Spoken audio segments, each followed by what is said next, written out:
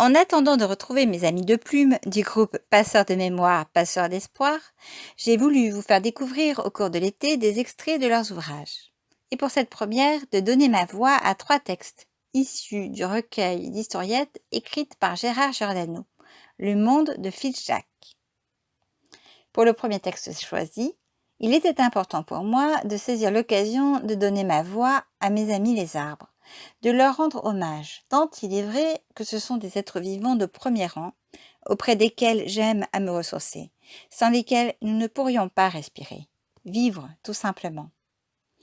La deuxième est le récit d'un rêve, un rêve d'aventure que porte en lui tout enfant, petit ou grand. L'évasion grandeur nature que nous poursuivons souvent jusqu'à ce qu'il s'évapore ou devienne réalité. Le troisième est un trait d'humour. Un peu d'autodérision ne fait pas de mal.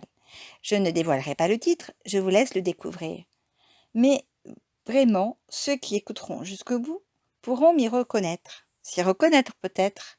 Je vois d'ici poindre les sourires sur les visages de ceux qui me connaissent un peu. À l'heure où je publie, il est déjà tard, nombre d'entre vous sont déjà au pays des songes. Une pensée pour ceux qui restent. Prenez le temps de m'écouter, d'écouter les cigales et de lever les yeux au ciel. À tous, faites de beaux rêves, faites qu'ils soient beaux, endormis ou éveillés, à la lueur de la lune ou au lever du soleil.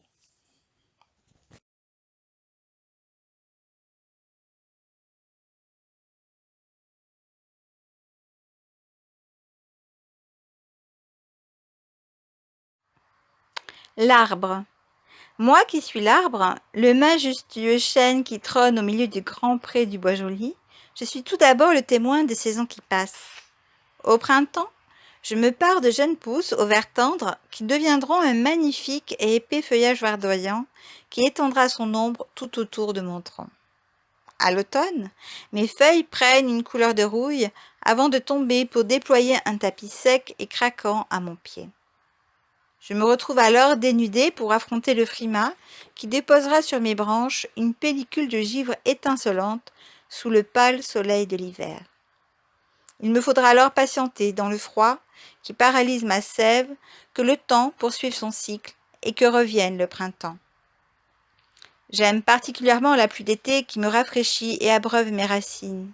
Mais les jours d'orage, je crains que la foudre ne me frappe et que je disparaisse dans un embrasement. Je n'aime pas les jours de grand vent qui me secouent sans respect pour mon grand âge. Ma seule consolation, c'est qu'ils participent à ma descendance en portant plus loin quelques glands qui prendront un jour ma relève. Je suis le garde-manger des écureuils et le refuge de toutes sortes d'oiseaux dont les chants égayent mes journées. Je suis le témoin de cet homme qui vient dès le retour des beaux jours pour lire sous la fraîcheur de mon feuillage. Je suis le spectateur silencieux de silhouettes furtives qui, dès le soir venu, rôdent autour de moi.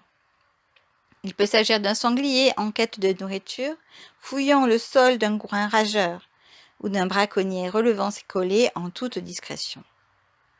Je suis le maître de balai, imperceptible à votre œil.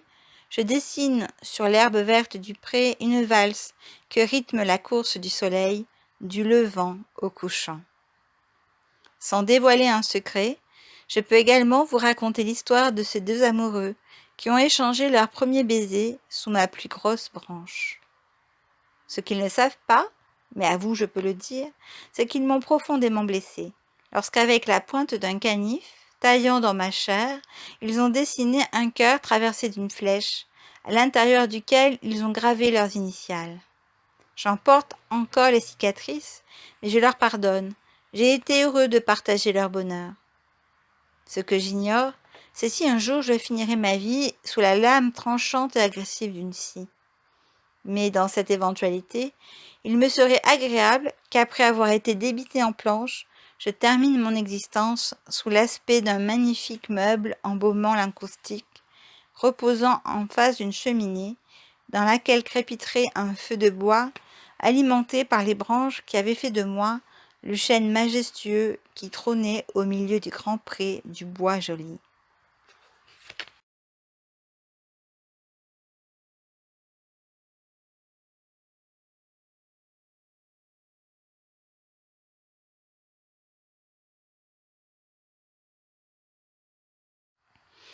Mon voyage au centre de la planète Terre. Si j'étais un écolier puni un mercredi après-midi comme Jules Verne, je ferais un voyage au centre de la planète Terre dont j'aurais minutieusement recopié le plan d'après les indications d'Axel Lidenbrock, neveu de l'éminent géologue et naturaliste allemand, également professeur de minéralogie Otto Lidenbrock. Ce dernier en avait découvert l'existence dans un vieux manuscrit racontant une saga islandaise dont l'auteur fait état dans son livre. Muni de ma lampe frontale, par le trou creusé depuis bien longtemps sous mon lit et caché par un tapis pour que maman ne le découvre pas avant mon départ, j'entamerai ma descente par une sorte d'escalier en colimaçon, taillé dans la roche et qui plongerait dans l'obscurité des entrailles de la terre. Je prendrai toutes les précautions, afin de ne pas approcher de trop près la chaleur du noyau central de la Terre, dont la matière se trouve à l'état de fusion. J'ai lu dans une encyclopédie traitant le sujet que sa température était supérieure à 6000 degrés Celsius. Le tunnel réalisé depuis ma chambre déboucherait à un croisement entre deux couloirs, et comme je l'aurais noté, il ne me faudrait pas prendre la direction de gauche, qui conduit à une impasse. Je devrais m'attendre à manquer d'air pur dans les galeries parcourues.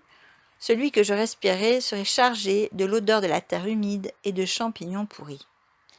Je ne devrais pas être surpris d'y rencontrer aussi de gros et gras vers de terre. Pour ne pas me guider dans les boyaux souterrains qu'au seul halo de ma lampe, je passerai mes mains sur les murs et je ne m'étonnerai pas de les sentir recouverts doucement fossiles, enfouis depuis des millénaires. Je devrais également prendre garde à ne pas tomber dans une crevasse. Il serait impossible de venir à mon secours. Je n'oublierai pas d'économiser ma nourriture et ma boisson, vu que quelques jours de marche devraient me conduire jusqu'au bord d'une étendue d'eau souterraine qui ferait penser à une véritable mer, enfermée dans une caverne aux proportions gigantesques, dont l'abord et le plafond seraient tapissés d'une forêt de majestueuses stalactites et stalagmites, éclairées par une lueur bleutée provenant de mystérieux phénomènes électriques.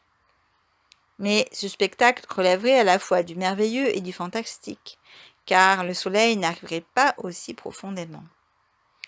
Mon plan indiquerait qu'en allant bien plus loin, je devrais m'aventurer dans un labyrinthe de végétaux, appartenant à des espèces anciennes d'une couleur inconnue.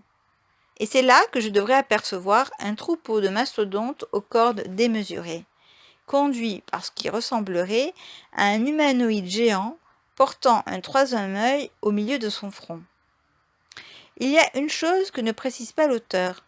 Si je parvenais à amadouer la créature hideuse en lui offrant des gâteaux secs, peut-être arriverais-je à savoir si devoir vivre sous terre résultait d'une punition de ses parents. Pour mener à bien ma mission dans mon sac, il y aurait des biscuits Petit Prince au chocolat, une canette de Coca-Cola et une barre de céréales Lyons aux noisettes. Je n'oublierai pas non plus d'emporter mon couteau suisse. Et si je devais demeurer prisonnier du monstre préhistorique, il pourrait m'être utile pour me délivrer afin de revenir sain et sauf dans ma chambre et retrouver mes parents.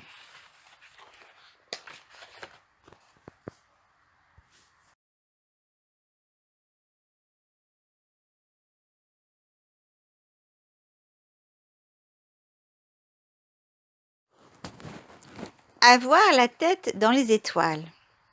Imaginons quelqu'un tendre le cou jusqu'à la galaxie pour avoir la tête dans les étoiles. Situation improbable.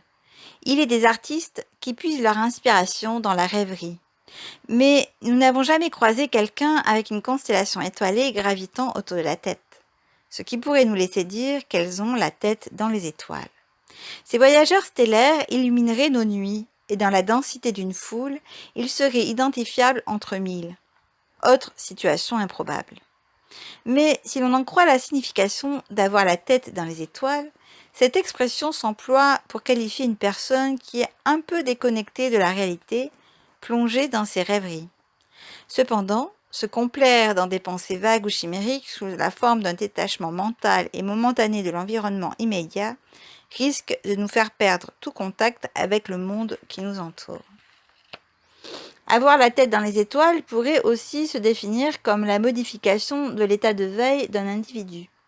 Autrement dit, c'est comme vivre une sorte de rêve éveillé. Loin de moi l'intention de traiter de frappadingue les étoilés du ciboulot, pourtant je sais bien de quoi il s'agit parce que j'en fais partie.